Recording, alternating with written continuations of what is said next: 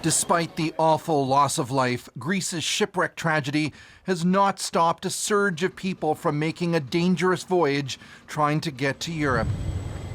This is the Italian island of Lampedusa, crammed with new arrivals from Africa, and so is Spain's Gran Canaria.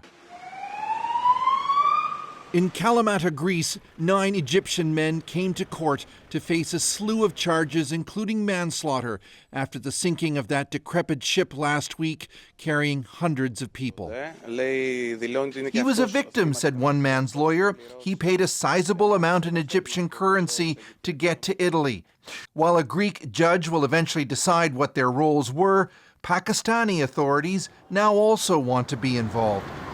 Several hundred of those feared dead came from Pakistan. The nation is grieving, said the defense minister, as the government announced a day of mourning.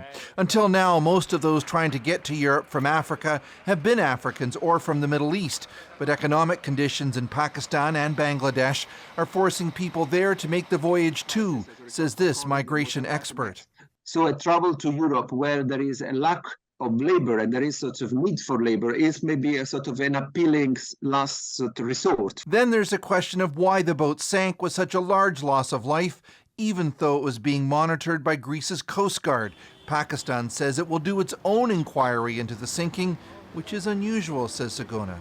It's one of the first time we really see this direct involvement of the government of Pakistan or other government of sending people, because it may put more diplomatic pressure also on the European Union to clarify the story.